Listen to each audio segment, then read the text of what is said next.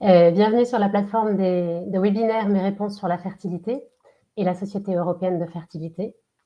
Donc la Société européenne de fertilité a été créée pour soutenir, sensibiliser et éduquer les patients qui luttent pour devenir parents et qui doivent passer par la PMA. Et pour cela, nous invitons les meilleurs experts en fertilité pour vous aider à faire des choix qui ne sont pas toujours faciles, et pour vous permettre d'être mieux informés sur toutes les solutions qui sont disponibles. Ces webinaires sont rendus possibles grâce à notre partenaire technologique ClickMeeting. Et je suis Stéphanie Tout-le-Monde, donc je suis coach en fertilité. Je propose un accompagnement émotionnel à toutes les femmes et tous les couples qui sont en parcours PMA. Et aujourd'hui, je serai votre hôte lors de ce webinaire dans lequel nous allons aborder le sujet de la PMA en solo, la maternité en solo. Et notre expert pour parler de ce sujet est le docteur Vladimiro Silva. Bonsoir. Bonsoir Stéphanie. Donc docteur, vous êtes embryologue, directeur du laboratoire de FIV et fondateur de FertiCentro, qui est une des principales cliniques de fertilité au Portugal. Et vous êtes un habitué de nos webinaires et je suis sûre que vous allez apporter de nombreuses clarifications sur ce sujet. Okay. Je voulais juste préciser que l'événement est enregistré, mais que l'anonymat des participants est respecté à tout moment et l'enregistrement sera disponible à partir de demain. Donc on va commencer par la présentation du docteur Silva et je vous invite pendant la présentation à écrire dans le chat en bas à droite toutes vos questions parce qu'à la fin du webinaire, on dédiera un espace pour répondre à toutes les questions qui auront été posées. Voilà, donc je vous laisse la parole, docteur Silva. OK. Bonsoir Stéphanie, merci pour l'invitation, merci aussi à la Société européenne de fertilité de m'avoir invité. C'est toujours un plaisir d'être ici, pour moi, d'être ici et de pouvoir parler de ce sujet. La maternité en solo, en effet, est un des thèmes plus importantes pour nous. Nous avons pas mal de femmes qui essaient de tomber enceinte en solo et donc j'ai tout plaisir d'échanger avec ce public. Je vais partager mon écran, Oui. donc on voit si ça marche. Je pense que vous voyez mon écran à ce moment. Oui, ça y est, on voit. Ok, ça y est. Donc, c'est bon? Vous voyez ma présentation? Oui, parfait. Je cache mon micro et ma caméra et je vous laisse faire la présentation. Ok, bon, très bien. Donc, bienvenue. Nous sommes ce soir ici pour parler des mamans en solo, tout ce qu'il faut savoir sur la maternité en solo. Bien sûr, il y a pas mal de choses à savoir sur ce sujet. Je vais essayer de me concentrer essentiellement sur quatre sujets les plus importants, sur les choses qui concernent la majorité des questions qui nous arrivent. Donc, habituellement, quand vous souhaitez avoir un bébé en solo, la première préoccupation, je peux même dire de presque toutes les femmes, est comment est-ce que je peux choisir un donneur de sperme? Est-ce que ce donneur devrait être anonyme? Quoi faire si mon futur enfant pose la question par rapport à l'identité du donneur, etc. Bon, nous comprenons cette inquiétude, mais il faut d'abord clarifier certains aspects, surtout des aspects médicaux. Donc, la première chose à faire si vous souhaitez avoir un projet en solo, c'est contacter un spécialiste de PMA parce qu'il y a nombreux paramètres qui doivent être évalués au préalable et au préalable, nous devrons déterminer quelle technique est la plus adaptée à votre traitement. Le paramètre le plus important est sans doute votre âge, parce qu'avant les 35 ans, le pronostic est très bon, il y a encore le temps, et donc tout va se passer, tout est plus facile en effet. Mais après les 35 ans, la grossesse est bien sûr possible, mais nous devrons avancer le plus vite. Au Portugal, il y a un limite d'âge qui sont les 50 ans. Donc, je dirais que il faut toujours penser aussi à ce limite d'âge parce que parfois les patientes ne prennent pas ces informations en compte et parfois il est trop tard pour pouvoir faire ce qu'il faut. Donc, la première chose que parlons un peu des techniques qui peuvent être utilisées. Donc, pour les femmes plus jeunes qui cherchent à avoir un enfant en solo, disons, la technique préférable, c'est l'insémination intra-utérine. C'est une technique de première ligne où dans laquelle la fécondation a lieu à l'intérieur du corps de la femme. Il faut bien sûr que les femmes aient une perméabilité bilatérale des trompes de Fallope.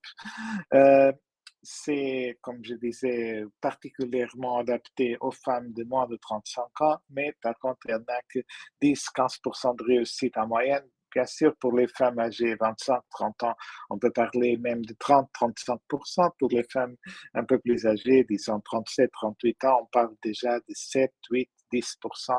Donc, en termes moyenne, 10-15% de réussite, c'est ce qu'on peut attendre de cette technique. On va avec un petit cathéter, on laisse le sperme, on dépose le sperme à l'intérieur, au fond de l'utérus, et on attend que la fécondation se passe naturellement. Ensuite, on a la FIV, la fécondation in vitro.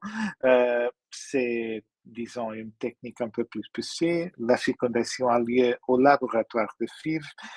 C'est une technique qui est adaptée aux cas les plus complexes. Le taux de réussite est bien sûr supérieur et très dépendant de l'âge de la patiente, mais on peut parler des taux de réussite environ 50%. Les femmes qui ont plus de 39 ans, incluant des 39 ans, ou qui ont un diagnostic spécifique, peuvent également recourir à ce que nous appelons le diagnostic préimplantatoire. Je parlerai de ce sujet un peu plus tard. Et bien sûr, pour les femmes plus âgées ou pour les cas dans lesquels les ovaires ne fonctionnent correctement, on peut faire la FIV avec un double don. Ces techniques peuvent être utilisées jusqu'à 50 ans. Et elle a le meilleur taux de réussite possible, entre 60 et 65%. Mais bien sûr, il y a le petit problème de que les ovocytes utilisés ne sont pas les ovocytes de la femme.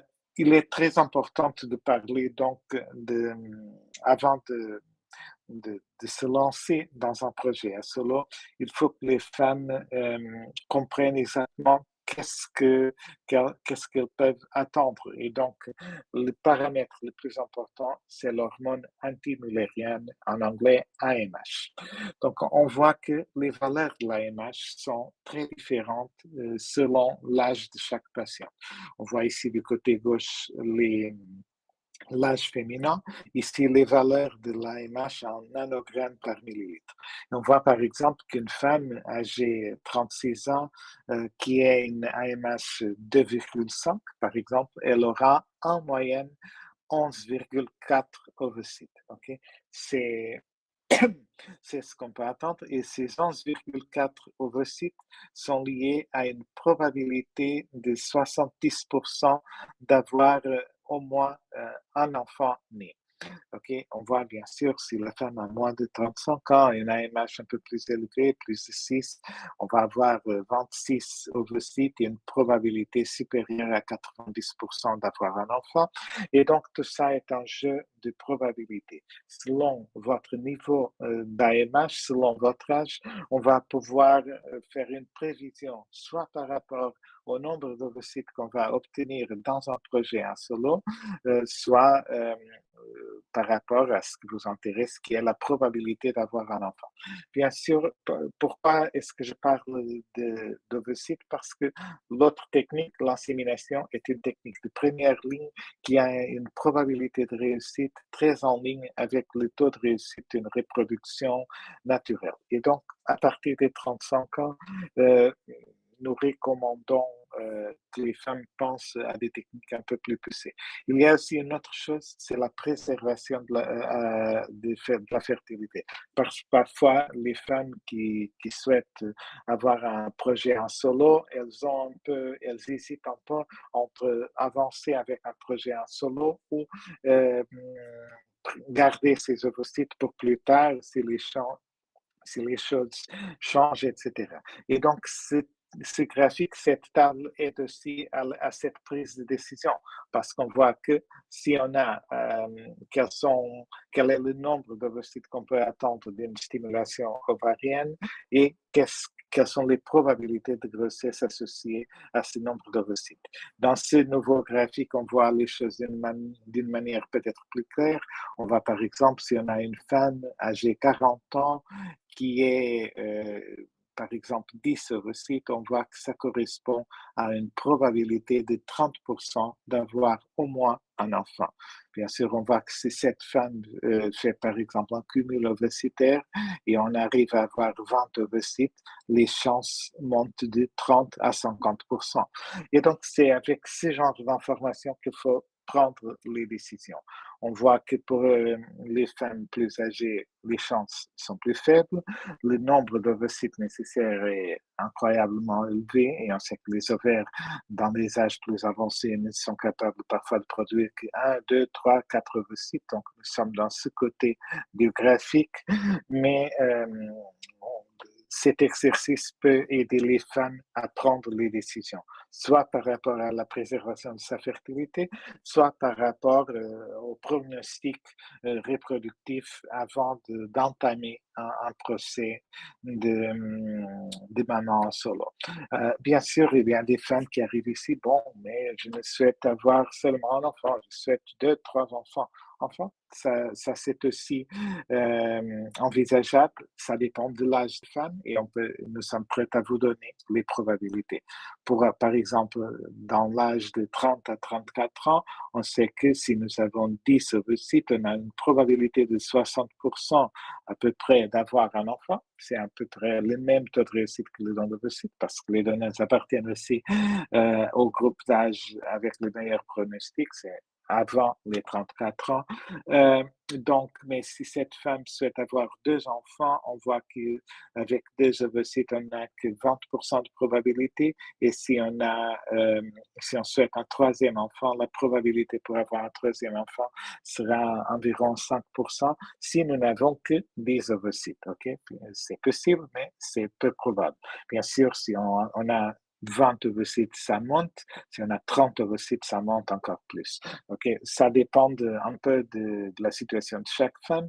Ces graphiques servent pour aider à la prise de décision, surtout à l'heure de congeler les ovocytes pour préserver la fertilité ou pour dans le cas où les femmes will, par exemple, considérer la possibilité de faire plus qu'une seule stimulation, parce qu'on sait que la qualité ovocytaire féminine, elle ne va pas améliorer, elle va diminuer avec l'âge, et donc il faut mettre toutes les données sur la table avant de prendre une décision. Ça, c'est le type de conversation que nous avons avec nos patients, parce qu'il faut en discuter très clairement pour tout d'abord savoir ce que chaque femme souhaite pour quel est son plan de vie, son plan de famille, pour maintenant, pour l'avenir. Et donc, c'est le type de choses que nous discutons avec nos femmes.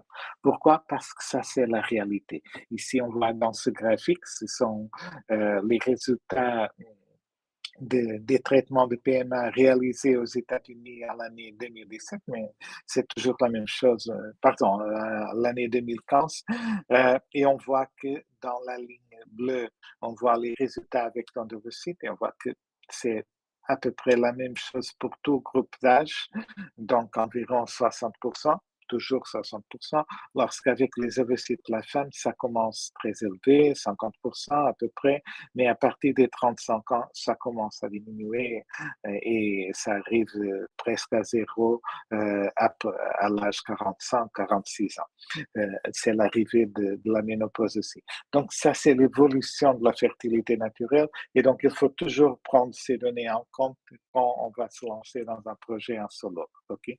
C'est le plus important pour la prise de décision, c'est avoir tous les éléments, toute l'information qui concerne les traitements, le pronostic, les techniques disponibles et ainsi prendre la bonne décision.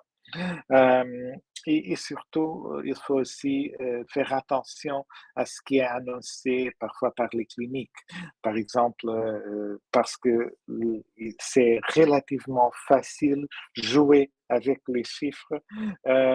Par exemple, si on dit qu'on a un taux de grossesse de 60%, ça signifie qu'après une tentative, 60 patients tombent enceintes et 40 ne tombent pas enceintes. En transférant un deuxième embryon pour les 40 embryons, pour les 40 patientes qui n'étaient pas enceintes après le premier, on aura 24 patientes qui seront enceintes et 16 qui ne seront pas enceintes. En faisant ça par la troisième fois, pour la troisième fois, on voit que on aura 9 patientes qui tomberont enceintes et 7 qui ne seront pas enceintes. Donc, on peut voir qu'après trois transferts, nous pouvons parler d'un taux de réussite de 93%. Mais c'était toujours 60%. Okay? Donc, c'est aussi un conseil pour les femmes qui se lancent dans un projet de maternité à solo. Il faut faire attention aux statistiques qui sont annoncées par les différentes cliniques parce que parfois on voit 93%, 95%, 98%, mais c'est toujours 60%. C'est ce que la nature nous donne. Le reste, un jeu c'est jouer avec les nombres, avec les chiffres, c'est jouer mathématiquement avec la même situation, présenter la même information d'une manière différente. Okay? Donc, il faut faire attention, surtout parce que les femmes souvent prennent des décisions qui ont une énorme qui ont des énormes conséquences dans sa vie future et donc il faut faire beaucoup d'attention à ça. Ensuite, on peut parler un peu des DPI aussi, du diagnostic génétique préimplantatoire, ce que nous appelons en anglais le PGTA, et on voit que, par exemple, que, qu'il y a un pourcentage assez significatif d'embryons qui sont porteurs d'anomalies génétiques. On voit par exemple qu'à l'âge des donneuses d'ovocytes, 36 à 40% des embryons portent des anomalies génétiques. Ça explique le taux de réussite de 60%, duquel nous avons parlé, mais que surtout, par exemple, à partir des 38-39 ans, on parle déjà de 64% de probabilité d'avoir un embryon qui n'est pas normal du point de vue génétique. Donc, c'est à partir de cet âge que nous recommandons l'utilisation du PGTA. Pourquoi? Parce qu'ici, on voit que si les résultats du don d'ovocytes, si nous transférons un embryon à hasard, on a 60% de probabilité de grossesse. Si nous transférons l'embryon après le DPI, on va avoir la même chose. Donc, c'est pour ça que nous recommandons le DPI à partir des 39 ans de la femme et on voit que en transférant un embryon testé dans un âge plus avancé, on va avoir à peu près les mêmes résultats pour tout groupe d'âge. On voit ici, par exemple, que en transférant des embryons dans les barres disons, gris. On a les résultats, les taux de réussite pour les femmes qui ont fait des FIV avec le transfert des embryons testés par des pays. On voit ici que, par exemple, avant les 35 ans, en transférant des embryons génétiquement viables, on n'a que 60% de réussite. La même chose qu'avec les données d'ovocytes. Mais on voit que cette probabilité de réussite reste relativement stable au cours de tout groupe d'âge. Et en orange, on voit la probabilité de grossesse naturelle, disons, pour le même groupe d'âge. Qu'est-ce que ça signifie? Bon, le DPI, il ne va pas améliorer la qualité des embryons. Il va tout simplement nous aider à sélectionner les embryons qui ont un meilleur pronostic et comme ça, nous aurons un meilleur taux de réussite. Donc, le DPI, c'est pas pour augmenter la probabilité de grossesse. Le DPI sert pour nous informer, pour aider à la prise de décision, surtout pour les femmes plus âgées. c'est-à-dire les femmes à partir de l'âge de 39 ans, parce que c'est quand le risque d'avoir un embryon porteur des anomalies génétiques devient vraiment significatif. C'est pour ça que nous le recommandons. Encore une fois, c'est sert pour les femmes qui essayent de tomber enceinte euh, en solo. Il faut, bien sûr, quand vous parlez avec les cliniques, dépendant de votre cas, de votre âge, prendre la décision par rapport au DPI, si c'est une bonne idée de le faire ou pas. Alors, et donc, parlons du choix du donneur. Okay. Chez Ferticentro, nous avons notre propre banque de sperme et nous travaillons aussi avec des banques de sperme externes. Actuellement, nous travaillons avec deux banques de sperme en Danemark, au-delà de la banque de sperme portugaise. Comment est-ce que ça fonctionne? Bon, au Portugal, nous avons l'avantage d'avoir l'une des plus avancées et plus favorables lois de la PMA au Portugal. Les enfants qui sont issus d'un don ont le droit d'accéder à l'identité de leur donneur à l'âge de 18 ans. Cet accès à l'identité du donneur est accordé et garanti par l'État portugais et ces informations sont conservées pendant 75 ans. C'est-à-dire, même si une clinique ferme, l'accès à l'identité du donneur est toujours protégé et donc c'est quelque chose à laquelle les enfants, les personnes issues de la PMA ont le droit. C'est la même loi qui existe en France. C'est une loi différente de celle qui existe dans d'autres pays qui sont aussi très connus dans la PMA, comme la Tchéquie ou l'Espagne, etc. Comment donc est-ce qu'on peut choisir notre donneur? Il y a donc des donneurs qui proviennent de notre banque de sperme. Et donc, si ça c'est le cas, nous vous transmettons son profil et vous pouvez l'approuver ou pas. Si vous préférez choisir une banque de sperme externe, vous pouvez sélectionner le profil de ce donneur en ligne dès que vous choisissez un donneur qui n'est pas de photos d'adultes. Donc, les photos d'enfants sont autorisées, les photos d'adultes ne sont pas autorisées au Portugal.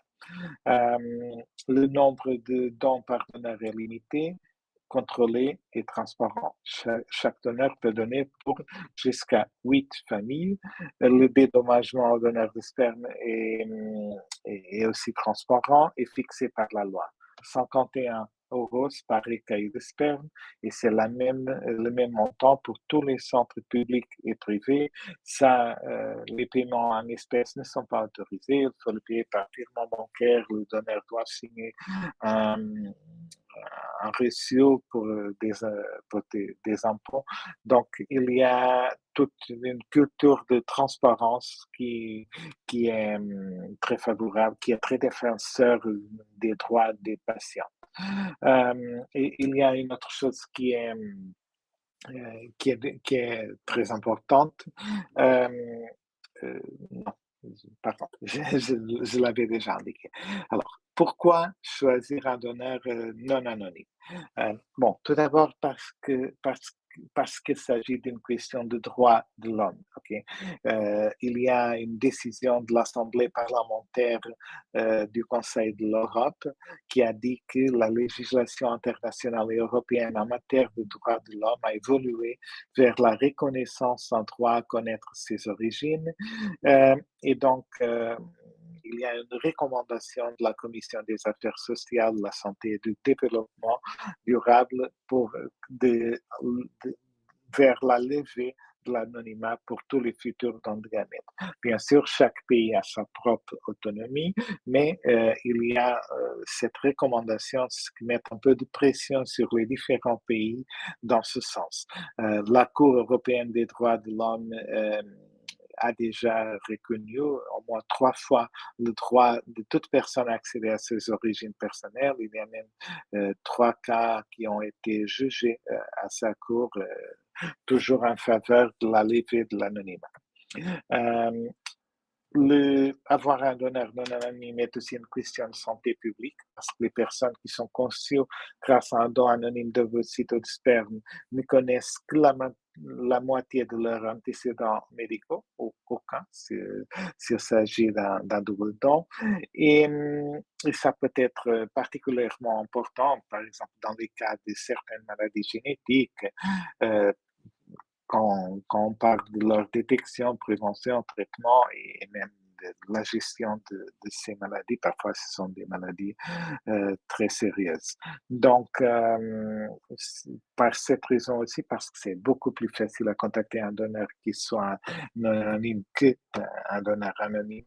Donc, c'est aussi très important en termes de la santé de l'enfant qui sera né. Euh, il y a pas mal de pays qui n'ont pas un contrôle central sur les limites de dons et donc, comme ça, le risque de consanguinité est très élevé. Ici, au Portugal, on sait que, par exemple, chaque donneur de sperme ne peut donner que pour 8 familles et donc, ça assure que le risque de consanguinité est en effet très limité. Euh, et aussi parce que ceci est une question éthique. Quand on prend des décisions au nom des personnes qui ne sont pas encore nées, comme les enfants. Euh, donc, en réalité, la décision d'accéder à l'identité du donneur appartient aux enfants conçus grâce au don, non à ses parents et non aux hommes politiques. Okay, c'est l'importance de, c'est le côté éthique de cette décision parce que quand nous avons un donneur anonyme, c'est une porte qui, en théorie, il y a sans doute des exceptions, sera fermée pour toujours. Lorsqu'on nous parlons d'un donneur non anonyme, c'est un donneur, c'est une porte qui pourra être ouverte ou non. C'est une décision qui devra être prise par la personne à laquelle cette question intéresse le plus, c'est-à-dire les enfants, l'enfant issu du don. Et il y a aussi un problème parce que c'est inévitable que les donneurs soient non anonymes. C'est-à-dire, à cause des banques d'ADN qui existent actuellement, il y a des articles scientifiques qui sont publiés un peu partout qui nous disent que grâce aux banques d'ADN qui existent au monde entier, il y a des banques d'ADN qui ont 30 millions, peut-être plus, de profils enregistrés dans leur base de données. Sur le point de vue technique, il est suffisant que 2, 3, 4 cousins du donneur donnent son ADN pour la base de données et quelqu'un pourra trouver d'une façon relativement facile l'identité de son donneur. Il y a une association en France qui s'appelle PMA non anonyme qui a publié ces données. Grâce à la nouvelle loi française qui a levé l'anonymat des donneurs, il y a 4 donneurs qui ont été découverts. Cependant, grâce au test ADN, chez les banques d'ADN, il y a 117 donneurs découverts et 113 demi-frères et demi-frères génétiques qui ont été découverts. Donc, c'est-à-dire, en réalité, il n'existe pas, des donneurs anonymes.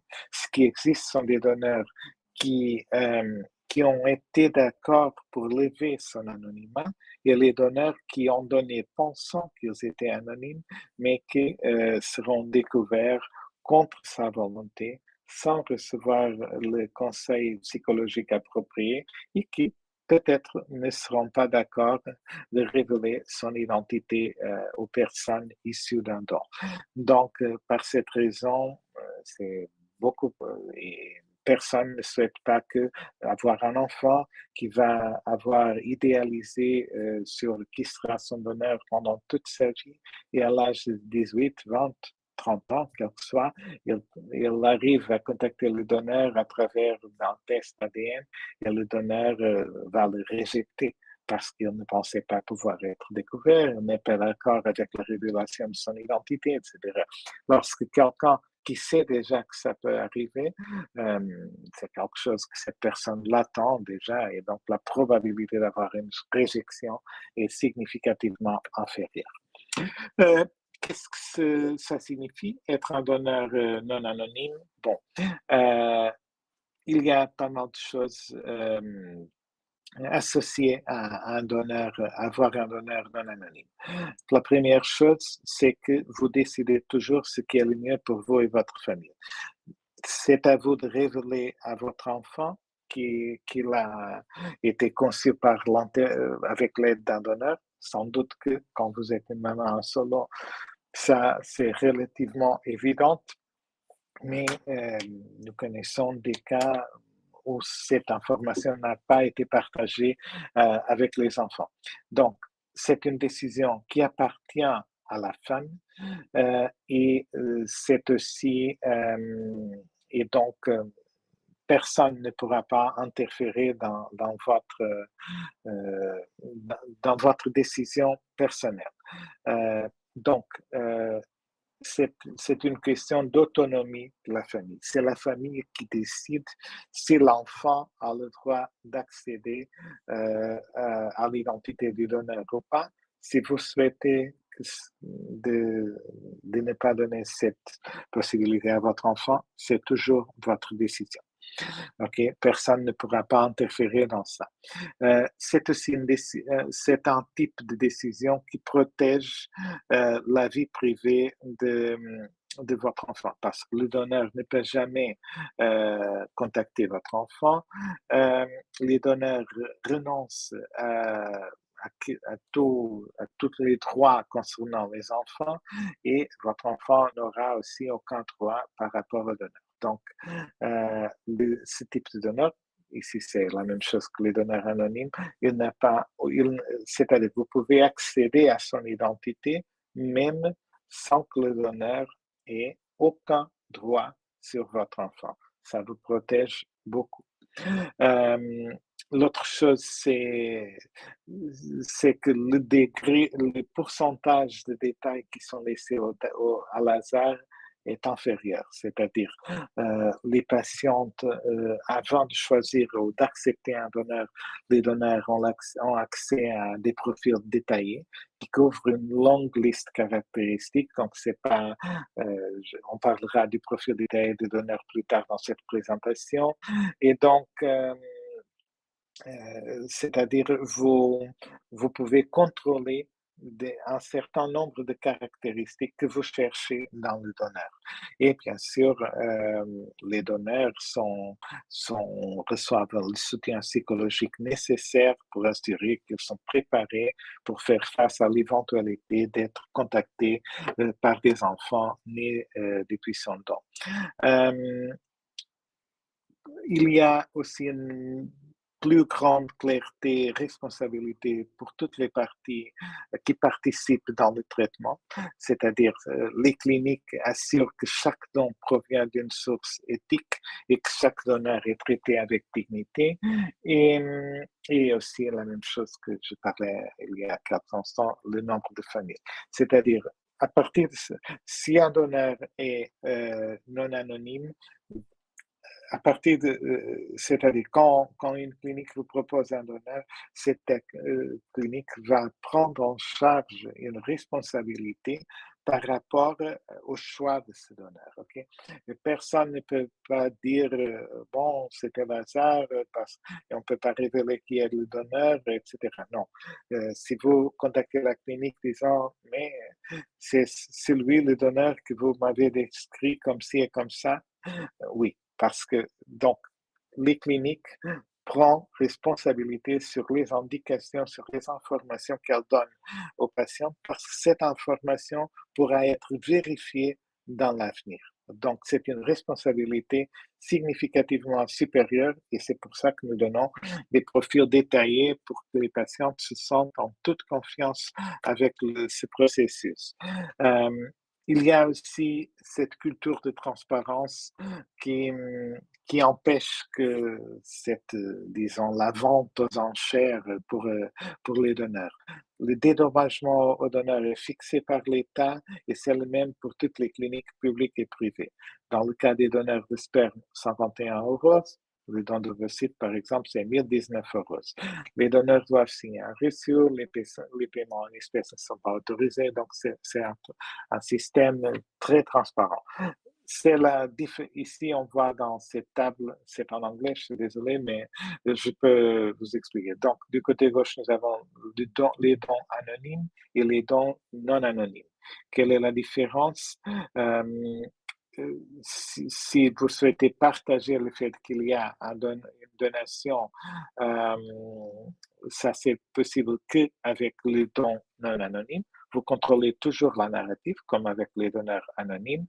Euh, les contacts avec le donneur, dans certains cas de maladies sérieuses, c'est beaucoup plus facile avec les dons non anonymes.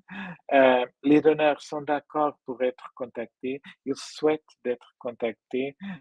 Donc, s'il y a un désir de la part de votre enfant ou si votre enfant a besoin de contacter le donneur par quelque raison, ça c'est possible avec les dons non anonymes. Les parents ont une assurance par rapport au nombre de dons par donneur. Bien sûr, ça c'est aussi possible avec les donations anonymes, mais c'est pas ce qu'on voit dans la pratique clinique. Et, et les donneurs et les profils détaillés de donneurs sont disponibles que dans les pays qui pratiquent le don non anonyme. Donc, comment est-ce que nous sélectionnons nos donneurs? C'est relativement facile. On fait une évaluation clinique, on évalue son histoire clinique et familiale, on fait le dépistage des maladies infectieuses et on fait aussi le dépistage génétique. On fait aussi une évaluation psychologique pour évaluer la santé mentale du donneur. Et nous évaluons l'ouverture du donneur au processus de don, le compromis, la collaboration, sa responsabilité, s'il comprend les étapes du processus, s'il comprend les conséquences pour l'avenir, on va l'éduquer émotionnellement, on va le soutenir émotionnellement. On fait aussi les dépistages génétiques, on peut faire des tests qui arrivent pour exclure plus de 500 ou même plus de 2200 maladies récessives. Donc, ce sont les tests que nous pratiquons chez notre clinique Fertis Emploi. Ce type de test est valide seulement avec nos propres donneurs. Bien sûr, les banques de sperme externes ont aussi ses propres tests. Mais ici, si vous souhaitez être complètement rassuré, on peut vous dire qu'un donneur de sperme on peut exclure même plus de 2200 maladies génétiques récessives, ce qui est une assurance très importante. Bien sûr, il y a peut-être 4000 maladies génétiques connues. Donc, ce n'est pas la totalité, mais c'est sans doute une énorme partie des maladies génétiques possibles. Donc, par rapport, par rapport au profil des donneurs, ceci est l'exemple du type d'information que nous partageons avec nos patients. Donc, ça, c'est l'information que nous donnons à nos patients. Il faut bien sûr dire que pas tous les donneurs ont le même type d'information disponible. Okay? Les donneurs les plus récents ont des profils très complets, et ça, on peut l'assurer. Les donneurs plus anciens ont des profils qui, parfois, ils sont aussi des profils très complets, mais il y a des petites différences. Mais de toute façon, on voit ici un exemple, ceci est un exemple réel d'un donneur on voit ici son origine, les caractéristiques physiques, son groupe sanguin, niveau d'études, etc., son temps de peau. Par exemple, ce donneur a été classifié comme type 2. On donne des exemples pour que vous puissiez voir quels sont les types de peau qui existent, que nous considérons. On voit par exemple ce donneur a été classifié comme type 2. Type 2 signifie qu'il a une peau claire, qu'au soleil, ça devient légèrement marron, mais pas significativement. On donne aussi la liste d'examens cliniques qui ont été faits. Ça, c'est c'est la routine pour tout donneur. On fait aussi une évaluation de son intelligence émotionnelle, une évaluation de sa personnalité. Tout ça est fait par notre psychologue. Les psychologues chez Ferti Centre travaillent d'une façon indépendante, donc ceci est un vrai examen psychologique. Ensuite, on donne aussi des données, des informations concernant la famille du donneur, les parents, les grands-parents, les frères, les sœurs, etc. Et, et on donne aussi des informations qui sont peut-être un peu bêtes, mais qui nous aident à former une idée de la personnalité du donneur. Par exemple, qu'est-ce que le donneur fait avec par exemple, ce donneur aime les chats, quelle est son couleur favorite, etc. Un message, en réalité, ce profil est d'une donneuse d'ovocytes, mais c'est la même chose en termes de type d'information. Okay? Donc, il y a un message du donneur qui est toujours dans le profil et voilà. C'est ça. À partir du moment où les patients reçoivent le profil du donneur, elles peuvent accepter le donneur ou pas. Si elles ne sont pas d'accord, on va proposer un autre donneur. Si elles sont d'accord, nous avançons avec ce donneur. Okay? Si le donneur vient d'une banque de sperme externe, sans doute qu'on le fera avec le profil qui est disponible dans cette banque de sperme, qui a l'avantage d'avoir des photos d'enfants du donneur. Bon, j'espère que ça pouvoir avoir été clair. Je suis à votre disposition si vous avez des questions. Donc, voilà, j'arrête de partager mon écran. Ainsi, j'essaie. Et voilà, Stéphanie, je suis à votre disposition. Pardon. Merci beaucoup. Je vous en prie. Merci beaucoup, c'était très complet. Alors, il y a quelques questions. N'oubliez pas que vous pouvez poser vos questions en bas à droite dans le chat. Donc, surtout, si vous avez... Je vais les poser au fur et à mesure, hein, mais s'il y en a d'autres, surtout, n'hésitez pas à les poser. Alors, à propos du choix du donneur, non, il y a quelqu'un qui demande, on peut donc choisir son donneur dans une banque de sperme et c'est la clinique qui s'occupe de tout. C'est ça? Oui, exactement. Donc, vous allez, donc il faut que vous allez vers la banque de sperme. Par exemple, si vous allez vers Krios ou European Sperm Bank, vous pouvez contacter la banque, voir dans la web, dans le site internet de la banque de sperme, et vous pouvez dire quelque chose comme j'aime le donneur Peter, ok? Et donc, on vous répond. Tout d'abord, il faut voir exactement quel est le type de traitement que vous allez faire. Si c'est un donneur, si c'est par exemple une insémination intra-utérine, il faut que votre donneur ait un certain type de paillettes, parce que pour une insémination, on a besoin des paillettes avec une mobilité de spermatozoïdes supérieure. Si c'est pour faire une FIV, on peut travailler en principe avec toute paillette, parce que pour nous, faire une FIV ou une ICSI, c'est la même chose. Donc, on vous dira, OK, c'est bon, une paillette, par exemple, pour une insémination avec Peter, depuis Krios ou European Sperm Bank, a un coût de disons 1000 euros. Si vous êtes d'accord, on commande la paillette. Si vous n'êtes pas d'accord, c'est ça. Donc, en principe, ça passe pour nous. Bien sûr, il y a parfois des patientes qui ont des paillettes réservées chez certaines banques de sperme. Il faut toujours que nous confirmons que les paillettes correspondent à ce qui est préconisé dans la loi portugaise, c'est-à-dire donneur d'identité ouverte et des caractéristiques physiques compatibles. Okay? Donc, si on a ce genre, si ça c'est, et bien sûr, caractéristiques des paillettes aussi compatibles avec le type de traitement. Donc, si ça c'est assuré, on peut avancer. En principe, je dirais 90% des fois, c'est la clinique qui commande le sperme externe. Si jamais il y a une patiente qui a des paillettes déjà achetées, on peut l'organiser avec la banque de sperme pour les faire transporter les paillettes chez notre clinique.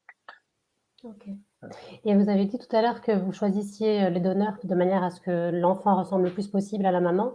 Si la femme souhaite un donneur d'un autre phénotype, est-ce que c'est possible?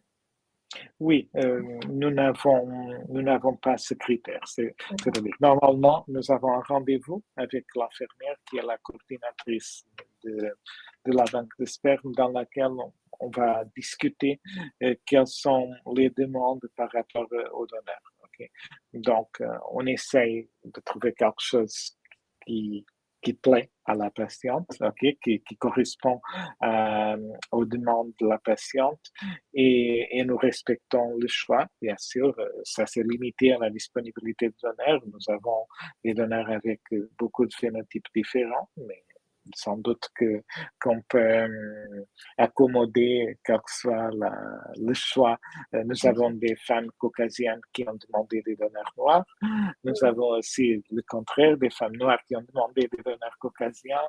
Enfin, et il y a, par des différentes raisons personnelles, c'est pas à nous de le juger. Nous parlons toujours, habituellement, les femmes préfèrent quelqu'un qui soit plus proche de ses propres caractéristiques, mais il y a des exceptions. Bien sûr. Ok. Alors, bonsoir, j'ai 45 ans et c'est mon premier protocole. Je souhaite faire un essai avec mes propres ovocytes. Quels sont les risques? Bon, alors, il y a quels sont les risques? La première chose que nous devrons faire, c'est ce que j'ai dit au début de ma présentation. Il faut évaluer la réserve ovarienne. Donc, premièrement, il faut faire une évaluation donc, la réserve ovarienne a 3 paramètres qui sont très importants. Le comptage de follicules entre eux, c'est le nombre de follicules qui existent à l'intérieur des ovaires et qui sont disponibles pour participer dans le processus d'ovulation. Il y a l'hormone FSH et il y a l'hormone la plus importante de toutes qui est l'hormone antimüllérienne. On sait que à l'âge de 45 ans, il y a un pourcentage significatif des femmes, disons la grande majorité des femmes, a déjà une réserve ovarienne trop faible. Nous avons par contre des patientes qui ont tombé enceintes avec ses propres ovocytes à cet âge. Okay? Donc, on va voir. Premier conseil, ne perdez pas de temps. C'est un peu la course contre la montre actuellement, donc il faut avancer aussitôt que possible. C'est-à-dire, pour un don d'ovocytes, on peut attendre jusqu'à 50 ans. Pour vos propres ovocytes, il faut le faire aussitôt que possible. Donc, évaluer la réserve ovarienne et quel est le risque? Bon, le premier risque, c'est le risque d'échec. Okay? Si l'embryon n'est pas viable, ça ne va pas fonctionner. Ou le risque de n'avoir pas une réponse des ovaires. Donc, on peut donner des injections, mais l'ovaire ne répond pas. En répondant, on peut peut-être n'avoir pas des embryons de bonne qualité. Si nous avons des embryons qui arrivent à J5, nous pouvons évaluer son contenu génétique parce que le problème d'âge est essentiellement un problème d'altération chromosomique au niveau des ovocytes. Et donc, il faut vérifier si l'embryon obtenu a une bonne qualité génétique. Si l'embryon est bon, et donc il faut faire le DPI ou le PGTA pour vérifier si l'embryon obtenu est de bonne qualité génétique. Si l'embryon est de bonne qualité, dans ce cas, il faut tout optimiser au niveau de l'endomètre pour maximiser la probabilité de grossesse. Si l'embryon est malheureusement porteur d'une anomalie, on ne va pas faire le transfert de cet embryon. Okay? Donc, les risques ici, le risque le plus grand, c'est le risque qualité ovocytaire, c'est-à-dire c'est la probabilité d'avoir un enfant avec une altération génétique qui est une probabilité importante. Mais bon, on ne peut pas faire le temps aller en derrière, donc il faut le faire aussitôt que possible. Vous ne seriez pas la première, mais il faut vraiment l'évaluer avant de se lancer dans ce projet. Dès que les patients prennent des décisions informées, de notre côté, nous pouvons avancer. C'est vraiment, il faut surtout que les patients soient conscients des probabilités. Et dans ce cas, nous sommes disponibles pour le faire. Vous avez parlé d'une course contre la montre et il y a justement une question sur les délais. Quels sont les délais pour faire une FIV avec don de sperme chez vous? Alors, aucun délai. Ça dépend que de la disponibilité des patientes, parce que parfois nous demandons des tests, des prises de sang. Il en a des prises de sang qui sont légalement obligatoires. Il y a aussi des prises de sang qui sont nécessaires pour éclaircir ce qui se passe, comme dans ce cas l'hormone antimullérienne, etc. Donc, ce sont des choses liées aux dates des règles, liées à la possibilité de faire une prise de sang dans le pays d'origine de la patiente. Et ensuite, nous avançons. Surtout pour les femmes qui ont un âge plus avancé, tous ces cas sont prioritaires. Même si nous sommes débordés, nous ouvrons des slots, c'est-à-dire des disponibilités extraordinaires, exactement, des disponibilités extraordinaires pour pouvoir faire ce type de cas parce qu'on sait qu'on ne peut pas attendre. Ok, d'accord. Et alors, dernière question, sauf s'il y en a d'autres, hein, surtout si vous avez d'autres questions, n'hésitez pas. Mais la dernière qui est écrite ici, c'est: est-ce que vous avez assez de recul pour savoir si les enfants souhaitent connaître leur donneur? Alors, pas encore. Il y a encore une autre question. Mais bon, c'est au début. C'est la première question de tout. Donc, non, nous n'avons pas encore assez de recul pour le savoir. Ce qu'on sait, ce qu'on peut savoir, c'est ce qui est passé. Il y a seulement 2 pays qui ont changé cette loi il y a longtemps. C'est la Suède qui l'a changé dans les années 80, 90, sauf erreur, et le Royaume-Uni qui l'a changé en 2004. Selon les rapports que nous écoutons, il n'y a pas énormément de demandes d'accès à l'identité, mais il y en a pas mal de patientes qui le demandent. Cependant, par coïncidence, même cette semaine, j'ai été contacté par une femme qui avait un enfant avec nous avant l'altération de la loi. Mais heureusement, c'était un double don. Les 2 donneurs, la donneuse d'ovocytes et le donneur de sperme, ont été d'accord pour lever son identité. Donc, elle était très contente. Elle m'a appelé aussi au téléphone avec l'enfant. L'enfant était très intéressé de savoir qui étaient ses donneurs. Il a maintenant 6 ou 7 ans. Il me disait, bon, mais je souhaite connaître mon donneur et ma donneuse. Et je lui ai dit, non, il faut que tu attends un peu plus. Donc, dans 12 ans, tu auras l'accès à ces informations. Mais ceci est un exemple réel de quelqu'un qui est intéressé. Mais selon en Angleterre et en Suède, il y a pas mal de cas de personnes qui ont demandé. Très honnêtement, et on voit aussi l'exemple de l'association française PMA non anonyme. On voit que là-bas, il y a même des personnes qui font beaucoup d'efforts pour trouver ces donneurs. Donc, il y a une envie qui est très claire de la part des enfants. Mais je pense que c'est aussi une question culturelle parce que cette nouvelle génération,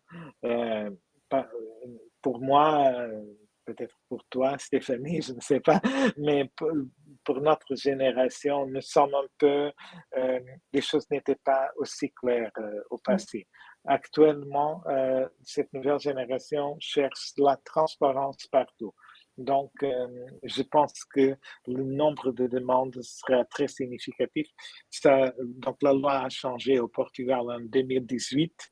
Donc, je pense que ça sera en 2036, 2037 que nous commencerons à avoir les premières demandes et je pense qu'on va avoir énormément de demandes. Oui, c'est vrai que c'est notre génération. Quel recul avez-vous des femmes qui ont reçu un double don de gamètes, par exemple, comment elles l'ont vécu? Alors, je dis ça toujours. le, le double don implique le don d'ovocytes. Okay? Et donc, pour une grande partie des femmes, le don d'ovocytes n'est pas facile à accepter. Il faut faire le deuil de sa propre fertilité, il faut l'accepter. Donc, ça, c'est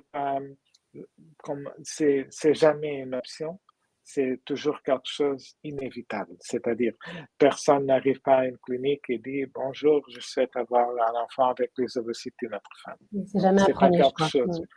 Exactement, c'est jamais un premier choix.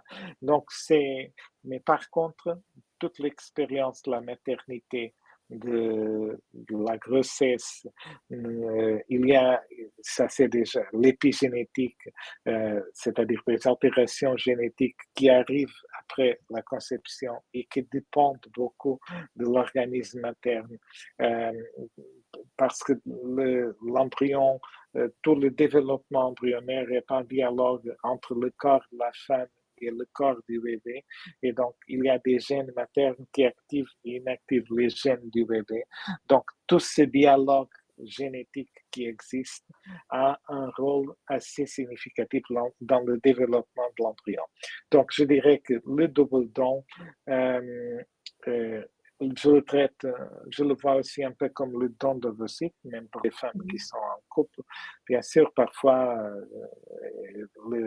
elles ont déjà un premier enfant et le don d'ovocytes, c'est pour que son mari puisse avoir aussi un deuxième enfant.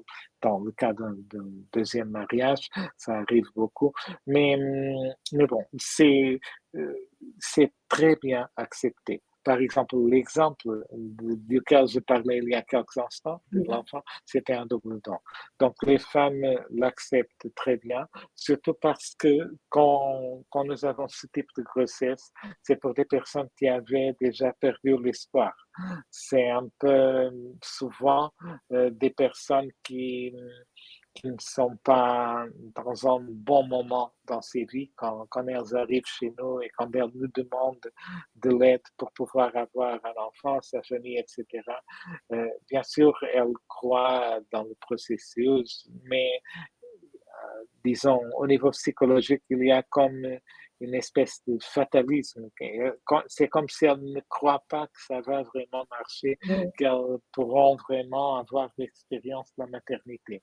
Et quand ça arrive, quand elles commencent dans la grossesse à sentir le bébé, quand elles accouchent, pendant la lactation, tout ça, tout, on dit allaitement, lactation. Allaitement. Allaitement. Non, l'allaitement. Pendant l'allaitement et tout ça, la connexion qui se développe est aussi forte que la connexion avec un bébé qui soit génétiquement conçu depuis ses propres ovocytes. Donc, c'est ça. Donc, notre expérience et nous travaillons, notre clinique existe depuis 22 ans et nous avons toujours être très spécialisés dans le don d'ovocytes et donc les résultats sont extrêmement favorables. Et aussi le don d'embryon, il y a pas mal de cas qui font. Oui. Moi, je peux vous apporter juste ma vision comme coach, parce que justement, j'accompagne beaucoup de femmes qui font ce choix, qui doivent décider de faire un don d'ovocytes pour devenir maman. Et effectivement, il y a tout un travail à faire en amont, je pense, qui est important sur la vision de la maternité, etc. Il y a aussi se renseigner beaucoup sur l'épigénétique, et c'est très, très important, et le rôle, en fait, des donneurs dans la parentalité. Mais en tout cas, toutes les femmes que moi j'ai accompagnées là-dedans, quels que soient les doutes qu'elles avaient à l'origine, au moment où elles ont eu leur enfant dans leurs bras, il n'y avait plus de doute. Mais je pense que c'est quand même important de faire un travail en amont, quand même, pour accepter ça. Et alors, donc, la première et donc dernière question. Non, il y a une autre. Donc, peut-être. Allez, vas-y. Un nombre d'ovocytes prélevés très élevé, 20 à 25 ovocytes, peut-il être synonyme de mauvaise qualité? Parce qu'effectivement, il y a des parfois, on voit dans certaines cliniques qu'il y a 25, 30 ovocytes prélevés et d'autres 9, et on se dit, oulala. Alors, donc, pendant plusieurs années, dans la communauté scientifique, initialement, on disait toujours que la quantité idéale était entre 8 et 15 ovocytes. Cependant, il y a des études plus récentes qui ont indiqué qu'il n'y a pas vraiment une limite pour le nombre, c'est-à-dire que la probabilité de grossesse augmente toujours avec l'augmentation du nombre d'ovocytes disponibles. Cependant, c'est aussi vrai que, donc, bien que la probabilité de grossesse augmente, c'est aussi vrai que le pourcentage d'ovocytes avec des caractéristiques anormales peut aussi augmenter. Mais si on pense en fonction du but de tout ça, c'est-à-dire de l'intérêt d'avoir un enfant, un bébé, je dirais que oui. Donc, c'est-à-dire, c'est préférable. Avoir 20, 25, c'est mieux qu'avoir 10, 15, OK, ou 5, 10. Donc, c'est pas vrai que la qualité va diminuer. Cependant, peut-être si on pense en termes de pourcentage d'ovocytes viables, peut-être que ça pourrait être vrai. Donc, mon conseil, surtout, bon, et si vous vous rappelez, dans le graphique, la table que j'ai montrée, le nombre d'ovocytes liés est toujours lié à une augmentation de la probabilité de grossesse. Okay? Il n'y a pas d'exception. Donc, en principe, actuellement, peut-être ça change à nouveau dans quelques mois ou dans quelques années, mais pour l'instant, ce que la science pense d'une façon, disons, la pensée dominante dans la science est que le plus d'ovocytes, le mieux. Okay? Dernière question, quels sont les délais pour un don d'embryon? Ça dépend. En fait, c'est une bonne question parce qu'actuellement, nous n'avons pas de délai. Nous avons des dons d'embryons disponibles. Nous sommes aussi dans la période de transition de la loi. Nous avions les embryons qui ont été donnés dans le temps de l'anonymat et nous avons un problème parce que la majorité des patientes cherchent des embryons donnés sans anonymat.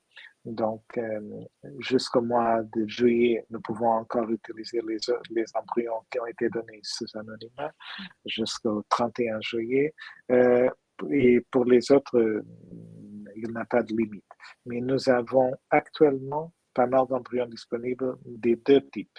Ça peut changer, bien sûr. Il y avait des périodes, par exemple, après la pandémie, on avait une pénurie d'embryons disponibles parce que tout le monde a un peu décalé ses traitements et on avait énormément de demandes et donc on a été sans embryons disponibles dans la période après la pandémie.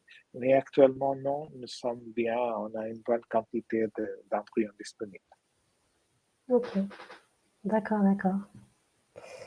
Est-ce qu'il y a d'autres questions? Vous avez encore quelques minutes peut-être pour les poser si vous en avez d'autres. Non, je pense que non. Moi, j'avais une question du coup juste par rapport au sujet juste avant, le nombre d'ovocytes. Du coup, en don d'ovocytes, en moyenne, il y a combien d'embryons, d'ovocytes prélevés? Ça dépend. C'est environ 10 ovocytes toujours. Donc, en termes moyenne, c'est 10, 11 ovocytes. Et surtout, c'est sur un point de vue statistique, le nombre, parce que nous travaillons avec des garanties de blastocystes. Et donc, le nombre moyen de blastocystes pour un traitement avec ton ovocyte, c'est 4. Okay? Mais donc, statistiquement, on sait que 40% des ovocytes donneront lieu à des blastocystes. Et donc, normalement, c'est ça que je dis toujours aux patients. On se concentre sur le nombre de blastocystes parce que c'est avec ça que vous avez une probabilité réelle. Ça ne sert à rien d'avoir 20 ovocytes si vous n'avez que 2-3 embryons. Donc, c'est ça. 10 ovocytes, à peu près 4 blastocystes. C'est le nombre moyen. Les nombres moyens. Ok. Et je crois qu'il n'y a pas d'autres questions. Donc, merci beaucoup, beaucoup, beaucoup. Si jamais il y a des questions par la suite, de toute façon, vous pouvez toujours les poser au travers de la clinique ou alors mes réponses sur la fertilité. Donc, merci, Dr Silva, et merci Merci à tout le Stéphanie, monde d'avoir enchanté. participé. Enchanté encore une fois. Et merci aussi et surtout bonne chance pour tous vos traitements à vous que nous écoutez. Et j'espère que ça marche pour vous. OK? Ouais. Et je suis à votre disposition en cas de besoin, bien sûr. OK. Merci beaucoup et bonne soirée. Bonne soirée. Au revoir. Au revoir.